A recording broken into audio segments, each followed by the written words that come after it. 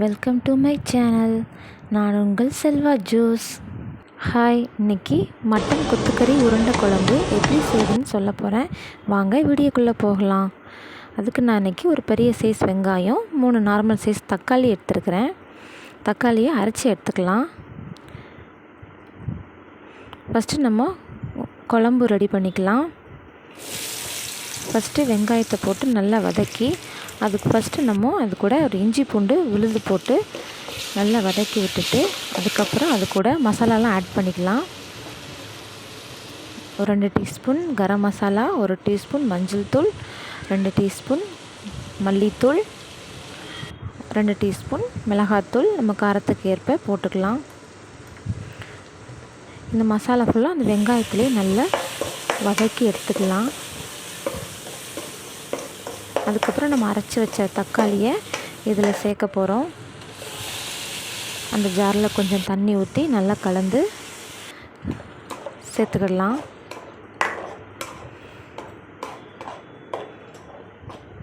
அப்புறம் நம்ம தேங்காய் அரைச்சி எடுத்துக்க போகிறோம்.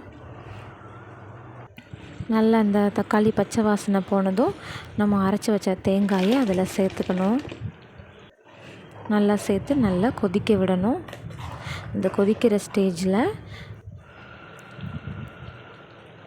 நம்ம ஆஃப் பண்ணிடலாம். இப்போ நம்ம கொத்துக்கறி உருண்டை ரெடி பண்ணலாம். அதுக்கு நான் இன்றைக்கி சின்ன வெங்காயம், கொத்தமல்லி இலை, கருவேப்பிலை எல்லாம் நல்ல குட்டி குட்டியாக கட் பண்ணி எடுத்து வச்சுருக்கிறேன். இப்போ நான் கொத்துக்கறி அரைக்க போகிறேன். மிக்ஸி ஜாரில் போட்டு கொஞ்சம் கொஞ்சமாக அரைச்சி எடுத்துக்க போகிறேன். அரைச்சி எடுத்துகிட்டு இது கூட நான் அந்த கொத்தமல்லி, கருவேப்பிலை எல்லாம் நறுக்கி வச்சதை சேர்க்க போகிறேன். கொஞ்சம் உப்பு சேர்த்துக்கணும். குழம்புலையும் நம்ம உப்பு போட்டிருப்போம், இதுலேயும் கொஞ்சம் உப்பு சேர்த்துக்கணும். நல்லா மிக்ஸ் பண்ணிக்கலாம்.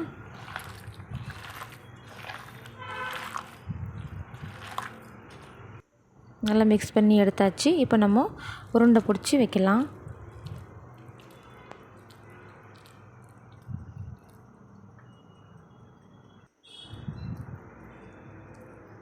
நம்ம ரெடியாக உருண்டை பிடிச்சி வச்சிட்டோம்னா குழம்பு கொதிக்க கொதிக்க நம்ம ஒவ்வொன்றா போட கரெக்டாக இருக்கும். இப்போ நம்ம ஆஃப் பண்ணி வச்ச குழம்ப ஆன் பண்ணி கொதிக்க விட்டு நம்ம உருண்டை பிடிச்சி வச்சதெல்லாம் ஒவ்வொன்றா எடுத்து குழம்புல போடலாம்.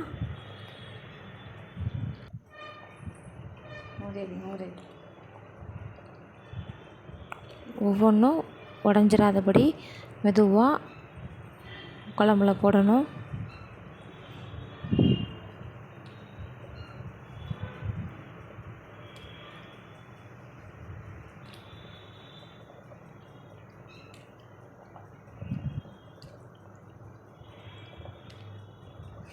நார்மல் ஃப்ளேம்லேயே வச்சுக்கலாம். எல்லா உருண்டையும் மெதுவாக கொஞ்சம் கொஞ்சமாக போடலாம். அப்போ தான் உடையாமல் தனித்தனியாக வரும். போட்ட இடத்துலையே போடாமல் கொஞ்சம் தள்ளி தள்ளி பார்த்து குழம்பு நல்லா எல்லா இடத்துலையும் இருக்கிற உருண்டை இருக்கிற மாதிரி போடணும்.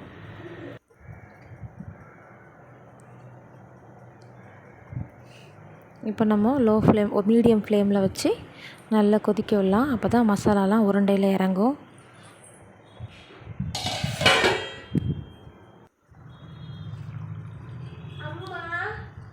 நல்லா கொதித்து வந்துருச்சு. நல்லா எண்ணெய் பிரிஞ்சு வந்துருச்சு. நம்ம ஒரு உருண்டை எடுத்து செக் பண்ணிக்கலாம் வெந்துருச்சான்னு.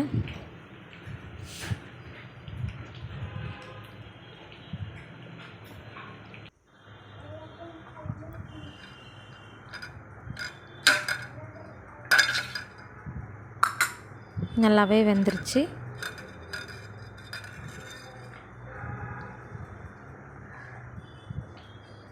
மட்டன் கொத்துக்கறி உருண்டை கறி குழம்பு ரெடி.